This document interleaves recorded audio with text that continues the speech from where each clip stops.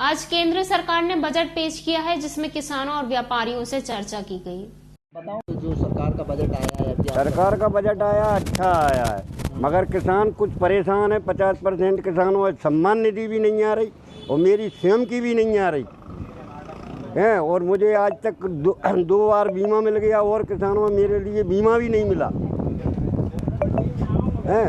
कई किसानों को भेदभाव करते हैं कर्मचारी लोग, इसलिए उनके विपक्ष में हर पंचायत के अंदर पंचायत राज करना है तो 3 सदस्य बनाएं और वहाँ पूर्ण रूप से उनका वो डिजिटल वो करवाएं। कुछ कह रहे थे आपकी बड़े किसानों का भी बड़े किसानों का बिजली बिल न छोटे किसान का बिजली बिल बराबर राशि में काटा जाता है, इसलिए उसकी ज़मीन के हिसाब से बिल की राशि काटी जाए तो किसान अधिक लाभ होगा। छोटे ने सरकार के लिए आत्मनिर्भर भी बनाए। आप आत्मनिर्भर जब ही बन सकते हैं जब जितने बीघा है उतने बीघा के हिसाब से मतलब बिल काटा जाए। ये नहीं है इसमें आप व्यापारी हैं, आपका क्या कहना है, क्या फायदे नुकसान है आपको या किसानों को, क्या है?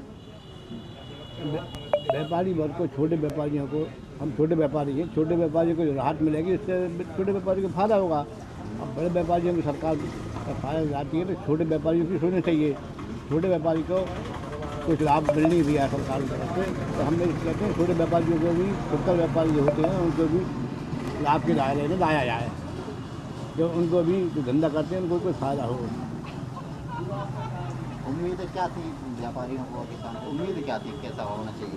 उम्मीद ये थी कि सरकार बजट जो पेश करेगी उसमें छोटे व्यापारियों का ध्यान रखेगी। अगर छोटे व्यापारी को ध्यान रखा हुआ बजट में तो वो ठीक है, यदि नहीं रखा है तो वो कोई मतलब नहीं है बजट का। देखिए, जो बजट आया है उसमें काफ़ी उम्मीद थी कि समर्थन मूल्य गारंटी कानून के बारे में सरकार कोई अपना रुख रखेगी या उसके लिए कोई प्रावधान होगा, मगर बजट एलोकेशन में उससे संबंधित कोई भी बात नहीं है। सरकार ने दलहन और तिलहन फसलों को बढ़ावा देने की बात कही है। अब अगर किसान, मैं मध्य प्रदेश की बात करूं तो अगर किसान दलहन और तिलहन फसलों को लगाने के लिए अग्रणी होता है तो क्या गारंटी है कि उससे दाम मिलेगा, क्योंकि कोई गारंटी का कानून तो है नहीं। अभी मूंग में हमने देखा सरकार ने पिछले वर्ष किसानों को प्रोत्साहित किया कि मूंग लगाई, और आज मूंग का हाल ये है कि अब खरीदी बंद हो गई, क्योंकि एफसीआई का एक कोटा था, उन्होंने बोला कोटा बंद हो गया है, और सरकार ने जो 12 कुंटल बढ़ाने का कोटा बढ़ाया था उसके हिसाब से कई किसान अभी तुलाई के लिए रह गए।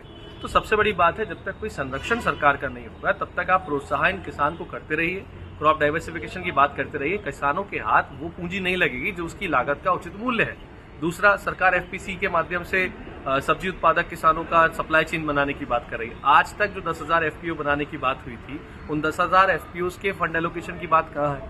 ये जो आपने स्कीम लेके आया इसके लिए बजट में एलोकेशन की बात कहाँ है? आपने कहा जैविक के लिए हम 1 करोड़ के लगभग किसानों तक पहुंचने की बात थी।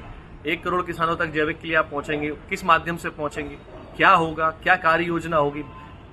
जीरो बजट फार्मिंग और जैविक खेती की बात लंबे समय से चली आ रही है, लेकिन उसका क्या क्रियान्वयन हुआ उसका ब्यौरा आज तक नहीं दिया गया है। और ट्रैक्टर पर जो जीएसटी लगता है, कृषि उपकरणों पर जो जीएसटी लगता है, उसकी कोई चर्चा नहीं है। उसके लिए राजस्थान के एक सांसद हनुमान बेनीवाल जी ने लोकसभा में प्रश्न लगाया था, उस पर निर्मला सीतारमण जी ने खुद ही जवाब दे दिया कि जीएसटी की कमेटी ने ऐसी कोई सिफारिश नहीं करी है जिससे कृषि उपकरणों और ट्रैक्टरों को जीएसटी से बाहर किया जाए।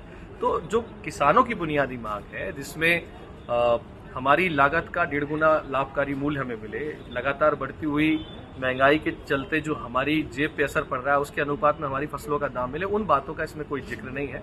जिक्र है वही लोक लुभावन बातों का। मैं पूछता हूँ, ऐसे फैंसी वर्ड यूज करते हैं, ओडीओपी, 1 डिस्ट्रिक्ट 1 प्रोडक्ट, उसके लिए बजट में कोई एलोकेशन नहीं है। तो आप हर बजट में कुछ नए शब्द लाते हैं और उसमें कहते हैं ऐसा होगा वैसा होगा, और उसके लिए बजट आता नहीं है, वो जमीन पे कुछ दिखता नहीं।